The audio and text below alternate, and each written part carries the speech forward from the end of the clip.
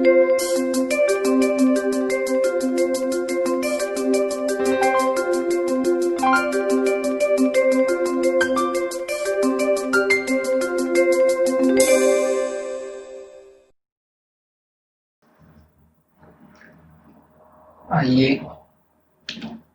एक बार फिर इकोनॉमिक्स की दुनिया में चलते हैं और ढूंढते हैं कुछ नई बातें, जानते हैं कुछ नई चीजें।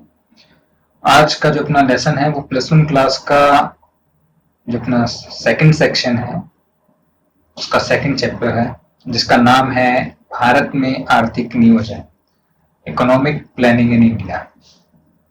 तो इसको हम 2 पार्ट्स में करेंगे। आइए पहले पार्ट की शुरुआत करते हैं।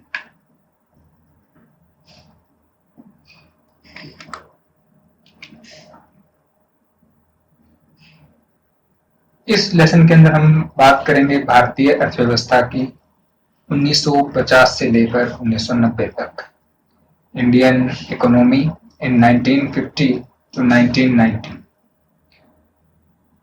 हम इस चैप्टर के अंदर बातें करेंगे पंचवर्षीय योजनाओं की, 5 ईयर प्लान्स जो थे उनकी बातें करेंगे।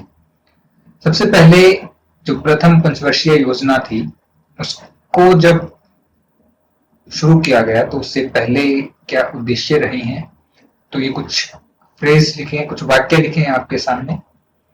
भारत में योजना का मुख्य उद्देश्य विकास की एक ऐसी प्रक्रिया प्रारंभ करना है जो रहन सहन के स्तर को ऊंचा उठाए तथा लोगों के लिए समृद्ध एवं वैविध्यपूर्ण जीवन के नए अवसर उपलब्ध कराएगी। ये योजना के लक्ष्य रहे हैं जो शुरू में हमने जब शुरुआत की थी योजनाओं की। The central objectives of planning in India is to initiate a process of development which will raise the living standards and open out to the people new opportunities for a richer and more varied life. तो जब भी पंचवर्षीय योजनाओं की बात आएगी, 5 year plans की बात आएगी, तो एक जो ये फ्रेज आपको, ये जो सेंटेंस है कि रहन सहन के स्तर को ऊंचा उठा, ये लगभग हर एक के अंदर मिलेगी। तो आइए चलते हैं। 1950 की बात है, आपको याद ही होगा, आपको पता होगा कि 1947 के अंदर हमें इंडिपेंडेंस मिली थी, भारत आजाद हुआ था। तो उसके 3 साल तक हमें लगे ये सोचने में या ये करने में कि अपनी अर्थव्यवस्था कैसी हो। तो सबसे बड़ा प्रश्न, जब एक नए भारत का उदय हुआ है 1947 के अंदर, हमारा भाग्य हमारे हाथ में आया, हमारे जो डोर है राज की वो हमारे हाथ के अंदर है। हमें अब तय करना है कि क्या करें। कोई बाहर से आकर हमें नहीं बताएगा कि क्या करना है। अर्थव्यवस्था के अंदर बात करें तो क्या उत्पादन करना है, क्या कर लगाने हैं, ऐसी बातें। तो कौन सी प्रणाली अपनाई जाए? तो आपके सामने 3 नाम लिखे हैं। Which type of economy? Type of economies mainly 3 होती हैं, पूंजीवादी, समाजवादी व मिश्रित, कैपिटलिस्टिक, सोशलिस्ट और मिक्स्ड। किसी भी अर्थव्यवस्था के सामने, किसी भी इकोनॉमी के सामने एक प्रश्न होता है, सबसे बड़े 3 प्रश्न आते हैं कि क्या उत्पादन किया जाए और कितना उत्पादन किया जाए, मतलब कौन सी वस्तुएं और सेवाएं बनाई जाए और कितनी बनाई जाए, कैसे उत्पादन किया जाए, उत्पादन का तरीका क्या हो, और फिर वितरण कैसे हो। उस उत्पादन जो हमें उत्पादन हुआ है उससे कुछ लाभ हुआ है, उस लाभ को कैसे बांटा जाए। तो जब 1950 के अंदर पंडित जवाहरलाल नेहरू हमारे प्रथम प्रधानमंत्री बने थे, तो हमारे उनके सामने भी यही प्रश्न था कि हम कौन सी इनमें से अर्थव्यवस्था को अपनाएं। अगर आप थोड़ा सा देखें तो पूंजीवादी अर्थव्यवस्था है, मैं आपको पहले बता देता हूं कि क्या होता है। इसके अंदर जो उत्पादन करना है, क्या करना है, कितना प्राइस रखना है, कितना करना है, कैसे करना है, इन सब बातों का जवाब मार्केट देती है। बाजार देता है। बाजार का अर्थ ये होता है कि जिन वस्तुओं की लोग डिमांड करते हैं, मांग करते हैं, वही चीजें बनाई जाती हैं और जितनी ज्यादा डिमांड होती है उतनी ही ज्यादा बनाई जाती है और जहां हमें ज्यादा फायदा होता है हम वही चीज बनाने की कोशिश करते हैं। ये सोच है पूंजीवादी। इसके अंदर हम सड़कें नहीं बनाएंगे, हम नहरें नहीं बनाएंगे, हम मकान नहीं बनाएंगे, हम सस्ता खाना नहीं देंगे। क्यों? क्योंकि वहां से हमें फायदा नहीं होगा। और इसके अंदर जो अर्थव्यवस्था है वो लगभग बाजार के अधीन रहती है। जितने भी कारखाने, फैक्ट्रीज, जो भी संसाधन है वो लोगों के पास होता है, उनका स्वयं। दूसरी है सोशलिस्ट अर्थात समाजवादी। समाजवादी जो अर्थव्यवस्था है, इकोनॉमी है, उसके अंदर क्या है कि आपकी सरकार ही निर्णय लेती है कि क्या बनाना है, पर्सनल चॉइस नहीं चलती है। सरकार देखती है कि लोगों के कल्याण के लिए कौन सी चीजें अच्छी रहेगी, वही चीजें सरकार बनवाती है या बनाती है। तीसरी इकोनॉमी है मिश्रित। देखिए, अगर हम बात करें तो जो पूंजीवादी अर्थव्यवस्था है वो भी अच्छी नहीं है और कुल मिलाकर समाजवादी अर्थव्यवस्था भी अच्छी नहीं है। समाजवादी के अंदर क्या है कि सारी की सारी जो भी संसाधन है वो सरकार के हैं, इवन खेत भी सरकार के हैं। अभी आप देखो तो अपने आस पड़ोस में आप बात करते हो तेरे पास कितनी जमीन है, कोई बोलता है 5 एकड़, 6 किले, 10 किले, 2 किले। तो ये स्वामित्व किसका है? उस व्यक्ति का है जिसके पास ये जमीन है। लेकिन अगर समाजवादी अर्थव्यवस्था है उसके अंदर ऐसा नहीं होता है। उसके अंदर ये सब जमीन है, फैक्ट्रीज है, ये सब सरकार की होती है। सरकार आपको काम करने के लिए देती है, आप उस पर काम करते हो। तो ये भी अच्छी नहीं है। ये क्यों अच्छी नहीं है ये हम आगे धीरे धीरे जो लेसन आएंगे उनके अंदर पढ़ते रहेंगे। मिश्रित के अंदर दोनों के अच्छे अच्छे गुण होते हैं। कुछ बातें हम पूंजीवादी से लेते हैं, कुछ बातें हम समाजवादी से लेते हैं और एक अच्छी अर्थव्यवस्था बनाने की कोशिश करते हैं। तो भारत के अंदर मिश्रित अर्थव्यवस्था है। समाजवादी की बात करें तो रूस, चीन, क्यूबा आदि के अंदर जो पूर्व सोवियत रूस था उसके अंदर समाजवादी प्रणाली अपनाई गई थी। जितने भी कारखाने थे, जितनी भी भूमि थी, उनके ऊपर सरकार का अधिकार था। लेकिन भारत के अंदर ये संभव नहीं था। तो इस कारण हमने जो प्रणाली अपनाई वो मिश्रित अपनाई। लेकिन अगर हम देखें तो शुरुआत में हम ज्यादा समाजवादी थे, हम ज्यादा लोगों की भलाई के बारे में सोचते थे। तो जितने बड़े बड़े और कारखाने थे, फैक्ट्रीज थी, वो सब भारत सरकार खुद चलाती। अब क्या होता है, ऐसी वस्तुएं जो कि लोग नहीं बना सकते, फैक्ट्रियां नहीं बना सकती, वो सरकार बनाती है। जैसे अपना रेलवे लाइन है। अब रेलवे लाइन एक ऐसी चीज है जो कोई कंपनी नहीं बना सकती। आप एक कंपनी खोल के कहते हो कि मैं तो यहाँ सनियाना से लेके फतेहाबाद तक रेल लाइन बनाऊंगा, वो संभव नहीं है, बहुत ज्यादा कॉस्ट आती है। तो ये ऐसे काम सरकार ने किए थे। बिजली उत्पादन का काम है, बिजली उत्पादन का काम पहले सरकार का होता था। अब क्या होता है, सरकारी कंपनियां भी करती है, प्राइवेट कंपनियां भी बिजली का उत्पादन करती है और सरकार को बेचती है। तो ये बात हुई कि अर्थव्यवस्था कैसी हो। 3 प्रकार की हमने अर्थव्यवस्था पढ़ी है और इनके अलग अलग गुण पढ़े हैं। इससे पहले मैंने आपको एक फाइल भी भेजी थी, इस चैप्टर के नोट्स थे, जिसके अंदर आप पहले वो पढ़ लीजिएगा, फिर इस चैप्टर के वो की वीडियो देखें। अब बात आती है नियोजन की, क्योंकि हमारे चैप्टर का नाम है आर्थिक नियोजन, इकोनॉमिक प्लानिंग। तो हमें पहले पता होना चाहिए कि प्लानिंग है क्या, व्हाट इज प्लानिंग। नियोजन किसे कहते हैं? नियोजन अथवा योजना इस बात की व्याख्या करते हैं कि किसी देश के संसाधनों का प्रयोग किस प्रकार किया जाए ताकि सामान्य तथा विशिष्ट उद्देश्यों को एक निर्दिष्ट समयावधि में प्राप्त किया जा सके। प्लानिंग और plan show that tells us how the resources of a nation should be put to use so that general goals and specific objectives could be achieved within the specified time period। तो देश के अंदर संसाधन होते हैं, देश के अंदर खान है, देश के अंदर लोहे की खान है, देश के अंदर नहरें हैं, नदियां हैं, पानी है, लोग हैं। तो उनका प्रयोग किस प्रकार किया जाए ताकि सामान्य और विशिष्ट कुछ लक्ष्य होते हैं, हमारे उद्देश्य होते हैं, उनको कैसे प्राप्त किया जा सके और प्राप्त भी कैसे करना है, निर्दिष्ट समयावधि स्पेसिफाइड टाइम पीरियड के अंदर हमें वो अचीव करने हैं, तो इसे हम नियोजन बोलते हैं।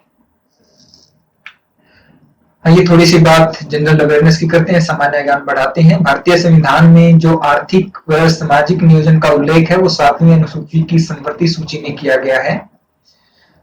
जो इंडियन कॉन्स्टिट्यूशन है उसके अंदर concurrent list of the 7th schedule के अंदर economic and social planning mention की गई है। और पंचवर्षीय योजनाओं की जो शुरुआत है वो 1950 में योजना आयोग के गठन के साथ हुई।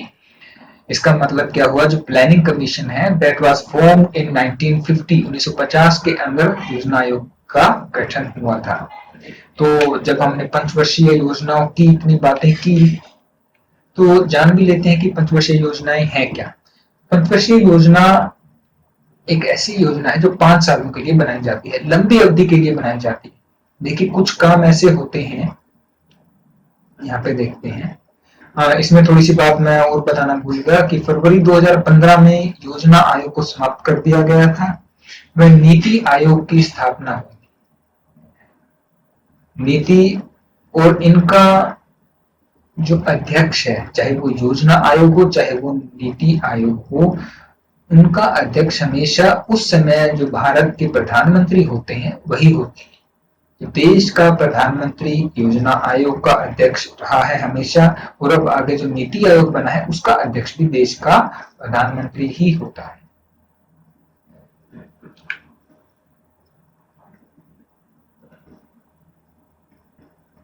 तो 5 साल के लिए योजना बनाई जाती है। इसके कुछ सामान्य लक्षण होते हैं, लक्ष्य होते हैं, गोल्स होते हैं, और कुछ स्पेसिफिक होते हैं, जनरल एंड स्पेसिफिक गोल्स। यहाँ ये उल्टा लिखा हुआ है, सामान्य मीन्स जनरल, अगर मैं बात करूं सामान्य का अर्थ है जनरल, और जो स्पेसिफिक है, स्पेसिफिक मीन विशिष्ट, स्पेशल जो होते हैं। 5 साल के लिए योजना बनाई गई है, उसके कुछ सामान्य लक्ष्य होते हैं और कुछ विशिष्ट होते हैं। अब ये क्या होते हैं वो हम आगे देखेंगे।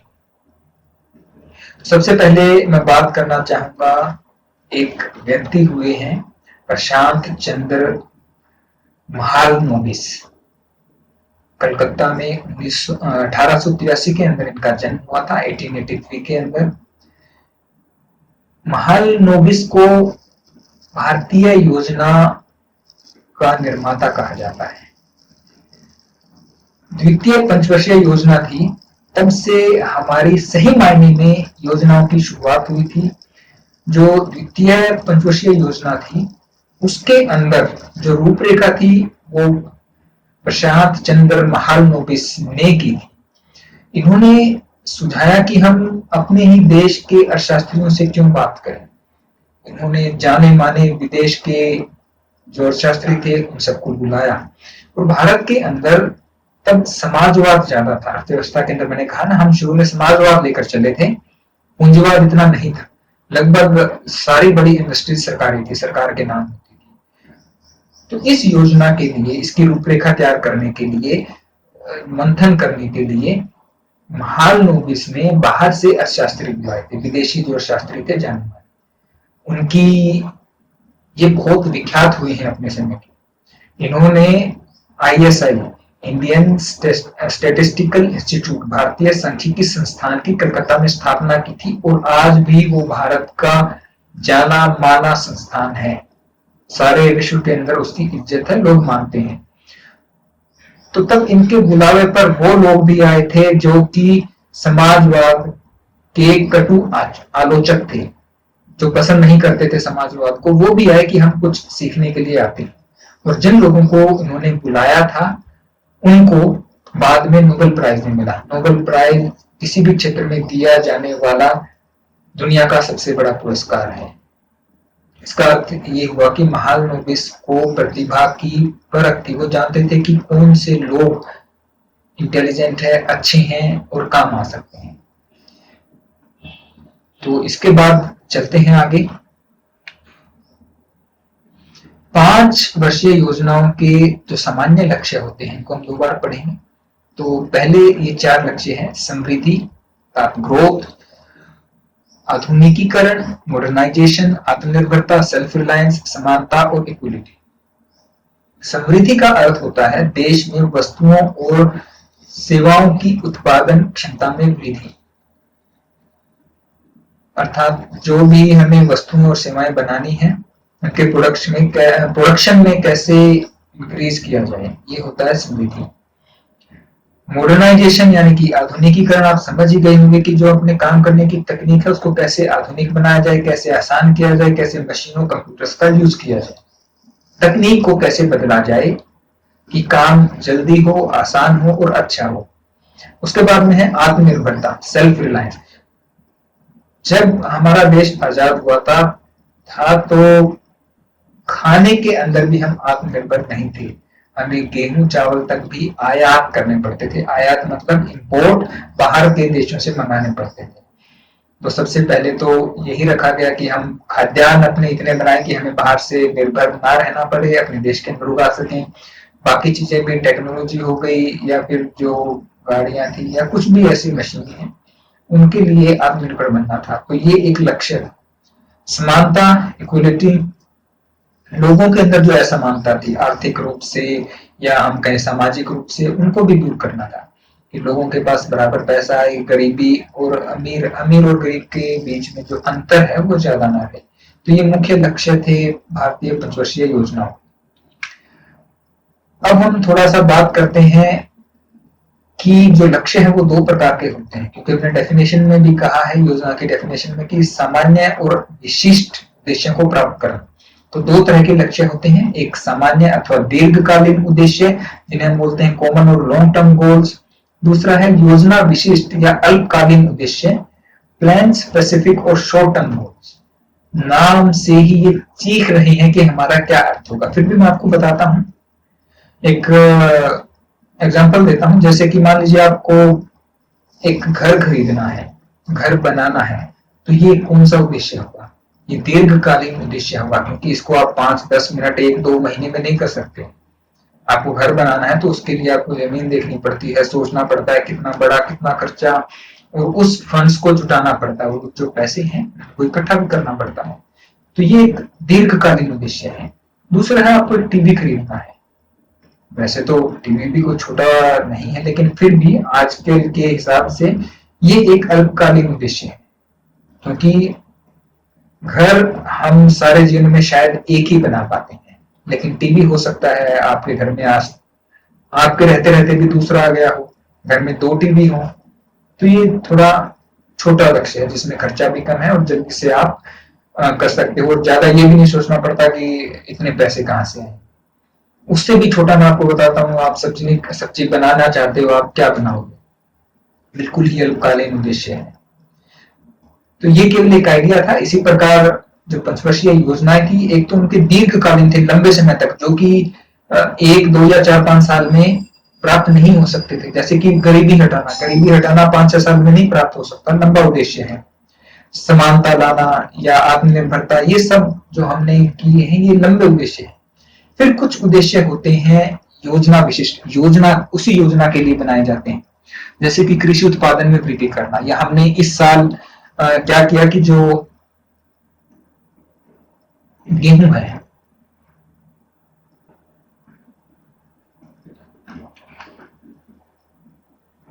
गेहूं के उत्पादन में हमें वृद्धि करनी है, तो ये हो जाएगा योजना विशिष्ट की अब की बार हम गेहूं के उत्पादन में वृद्धि करेंगे। एक योजना के अंदर हम बात करते हैं कि दूध के उत्पादन में, मिल्क प्रोडक्शन है उसको बढ़ाना है। तो ये जो छोटे उद्देश्य होते हैं इनको अल्पकालीन या योजना विशिष्ट उद्देश्य कहा जाता है। तो बात करते हैं सामान्य या दीर्घकालीन उद्देश्य कौन से हैं। First is increase in national and per capita income. जो हमने उद्देश्य पढ़ा था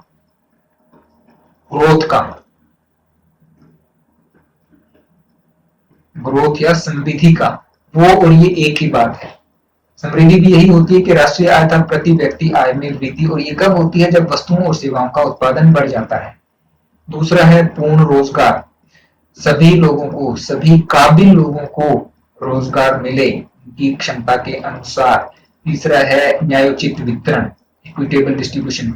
मान लीजिए कि हम वृद्धि तो बहुत कर लेते हैं, समृद्धि, अपने वस्तुओं का और सेवाओं का उत्पादन बहुत ज्यादा हो रहा है देश में, लेकिन उससे होने वाला फायदा किसको मिल रहा है? क्या पता कुछ लोगों को तो मिले ही ना। मान लीजिए किसी देश में अगर 100 लोग हैं तो 20 लोग तो उनका फायदा उठा रहे हैं, लेकिन 80 लोगों तक उनका कोई बेनिफिट नहीं पहुंच पा रहा है। तो ऐसे का हमें क्या फायदा?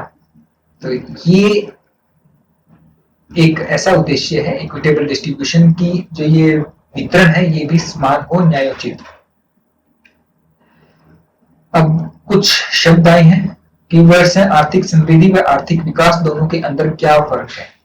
जब लंबी अवधि तक हमारे, देखिए पहले साल के अंदर मान लीजिए अपना उत्पादन है 1 करोड़, अगले साल उत्पादन हो गया 2 करोड़ वस्तुओं और सेवाओं का, एक एग्जांपल है। उसके बाद हो गया 1.5 करोड़, तो उसके बाद हो गया 1 करोड़, उसके बाद हो गया 3 करोड़। तो इसके अंदर एक बार बढ़ रहा है, कभी घट रहा है, कभी बढ़ रहा है। आर्थिक समृद्धि कब होती है? जब आपकी वस्तुओं और सेवाओं का उत्पादन लगातार ग्रो कर रहा है। इकोनॉमिक ग्रोथ है वो कंटिन्यूअस हो रही है, ऐसे नहीं कि एक बार हो गई, एक बार डिप आ गया, एक बार इंक्रीज, एक बार। तो ये होगी आर्थिक समृद्धि कब? जब जीडीपी व पर कैपिटा इनकम किसी देश की बढ़ती है या उत्पादन बढ़ता है, दोनों एक ही बात है, बहुत कोरिलेटेड है। आर्थिक विकास कब होता है? आर्थिक विकास हम बोलते हैं जब आर्थिक समृद्धि हो, लेकिन साथ में सामाजिक न्याय भी हो, समानता भी आए, सभी लोगों के अंदर बराबर बंटवारा भी हो इनकम का, तब हम उसे आर्थिक विकास बोलते हैं। तो ये थोड़ा सा टेक्निकल डिफरेंस था दोनों के।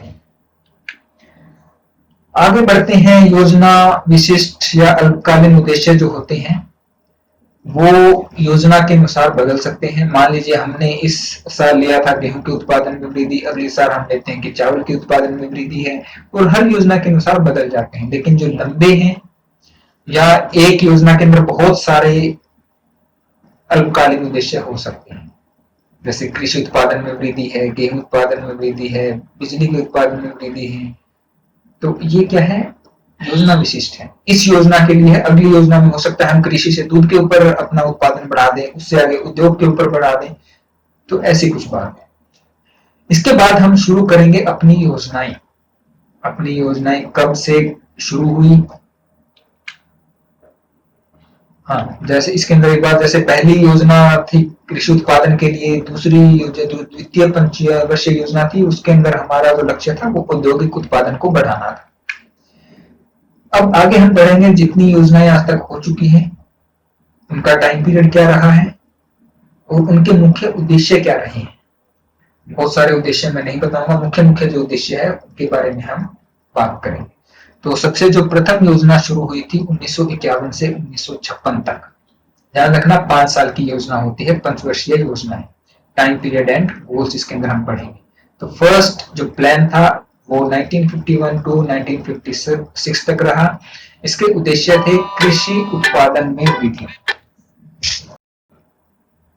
तो हम बात कर रहे थे फर्स्ट प्लान की 1951 से 1956 तक।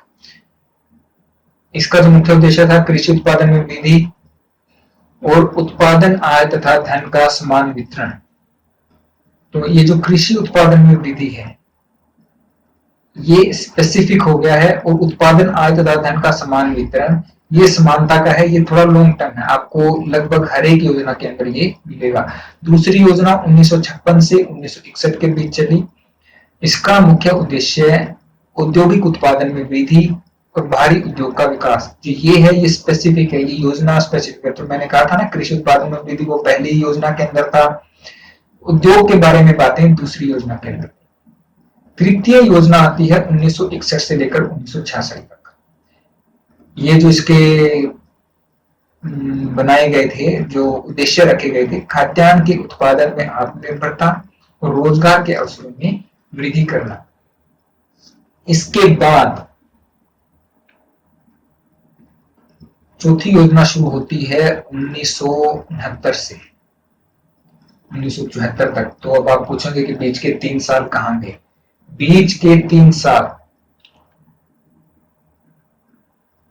3 एक वर्षीय योजनाएं आई थी।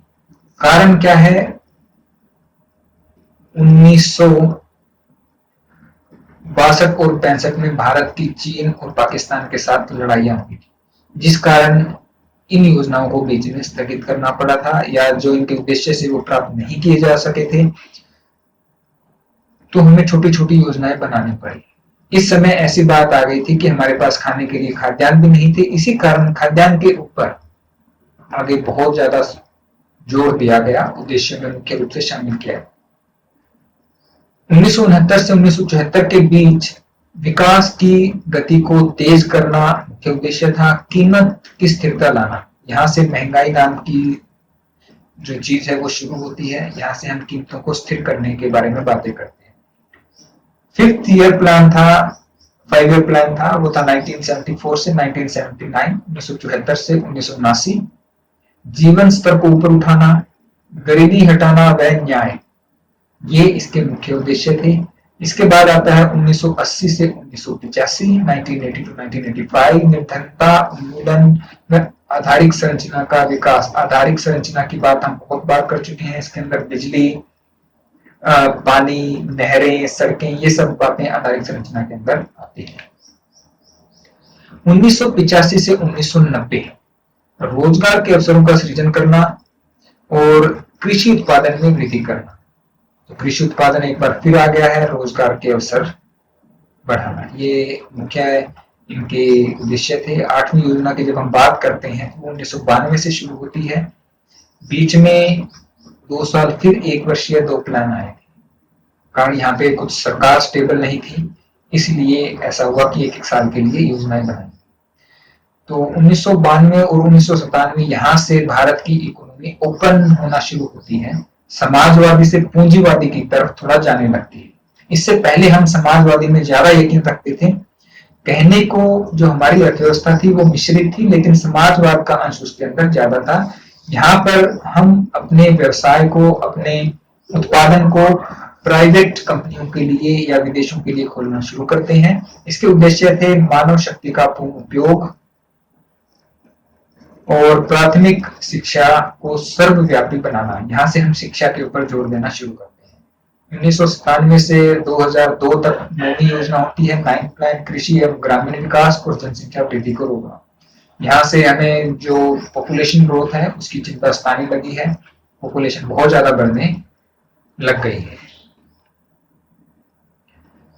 10वीं योजना की बात करते हैं, इसकी अवधि थी 2002 से 2007। उपभोग के स्तर में वृद्धि करना और असमानता को कम करना। तो जो वस्तुएं बनती हैं लोग उनको खरीद पाए, लोग उनको प्रयोग कर पाए, इस स्तर के अंदर वृद्धि करनी थी। और जो असमानताएं थी समाज के अंदर, अर्थव्यवस्था के अंदर, उनको कम करना था। 11वीं योजना 2007 से 2012, निर्धनता कम करने के साथ विकास भी करना है और निर्धनता भी कम करनी है। उच्च कोटि के रोजगार का सृजन, अच्छा रोजगार, ये नहीं कि सबको मजदूर ही बनाना है, ब्लू कॉलर जॉब्स भी बनानी थी, तो उनका सृजन इस योजना का प्रमुख उद्देश्यों में से एक था। 12वीं योजना थी 2012 से 2017, तीव्र स्तर एवं अधिक सम्मिलित विकास, स्वास्थ्य, शिक्षा तथा बैंकिंग पर जोर। यहाँ पर स्वास्थ्य और बैंकिंग के ऊपर जोर दिया गया था।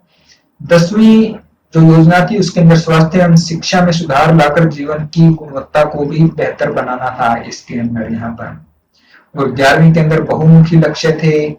हरित क्रांति के लिए दोबारा से रणनीति बनाई गई थी, पर्यावरण के बारे में हम सोचने लगे थे। तो इनके ऊपर ये ऐसा नहीं है कि ये दो ही उद्देश्य रहे होंगे, ये मुख्य उद्देश्य रहे हैं। कुछ गौण उद्देश्य थे, कुछ अल्पकालीन उद्देश्य थे। शॉर्ट टर्म पीरियड के लिए जो गोल्स होते हैं वो अलग से, वो आप बुक के अंदर पढ़ लेना। एक आइडिया दिया है कि इनकी अवधि क्या रही है और उनके मुख्य उद्देश्य क्या रहे। तो ये अपना पहला पार्ट हम योजनाओं के साथ यहीं पर समाप्त करते हैं। I hope you might have understood all the contents. जो भी मैंने पढ़ाया आपको समझ आया होगा। कुछ नहीं आया है तो आप अपनी बुक को रेफर कीजिए, वीडियो को दोबारा देखिए और मुझसे पूछ सकते हैं। Thank you. और इसके लिए जो क्वेश्चंस होंगे वो पूरा लेसन पूरा होने के बाद मैं आपको